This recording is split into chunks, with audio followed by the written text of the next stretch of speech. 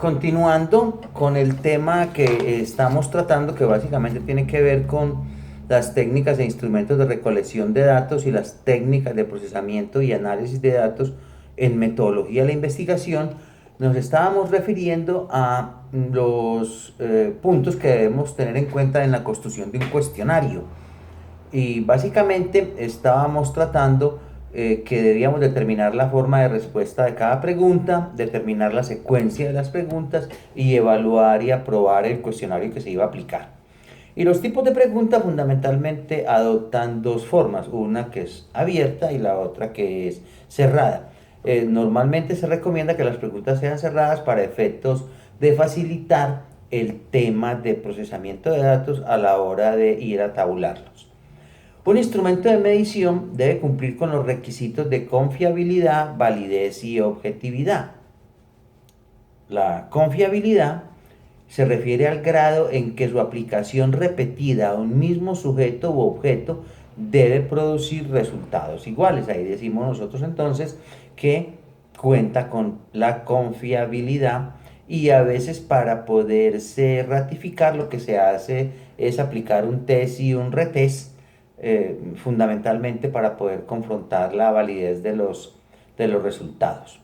En cuanto a validez se refiere, tiene que ver con la exactitud con que el instrumento mide lo que se propone medir, es decir, que la eficacia de una prueba tiene que representar, describir y pronosticar el atributo que entonces le interesa a quien está examinando. Básicamente hablamos de que hay validez de contenidos, una validez de predicción, una validez concurrente y una validez de constructo o teórica, como se conoce fundamentalmente. En cuanto a contenido, diríamos que es el grado en que el instrumento refleja un dominio específico del contenido que se espera medir.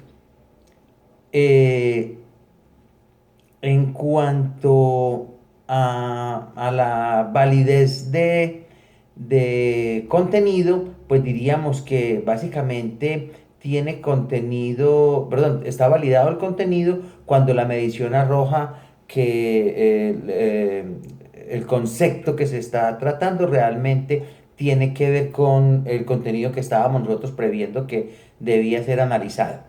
En cuanto a la validez predictiva, se relaciona con el criterio para responder a la pregunta ¿cuán efectivo es el test para la predicción de un resultado futuro? La validez concurrente establece la relación entre los resultados del test y los índices de criterio obtenidos aproximadamente al mismo tiempo. Este tipo de validez es apropiada para las pruebas de diagnóstico, sobre todo en el campo de las ciencias sociales y en especial pues en el tema de psicología. Cuando hablamos de validez de constructo, se refiere a qué tan exitoso es un instrumento que representa y mide un concepto teórico. Aquí diríamos nosotros que debemos tener en cuenta el tema del marco teórico, el tema de la relación que hay entre los conceptos que se analizan y la correlación con el tema teórico, y se interpreta una evidencia empírica de acuerdo pues con el nivel al que se desea clasificar esa validez de construcción en particular. Hay un tema muy interesante y es el tema de la objetividad. En cuanto a la objetividad se refiere, diríamos que es el grado en que el instrumento es permeable a la influencia de los sesgos y tendencias de los investigadores que lo están administrando, calificando e interpretando. Básicamente el propósito es que mm, por objetividad no haya permeabilidad de parte de los investigadores ni de quienes están aplicando los instrumentos en cuestión, porque en ese caso diríamos nosotros que se presenta es una guía previa de respuestas o un condicionamiento para que quien está llenando la información actúe de determinada manera. Hasta este momento, pues diríamos nosotros que definitivamente la encuesta, la entrevista, el análisis documental y las observaciones experimentales y no experimentales dan respuesta de los propósitos que nos hemos previsto.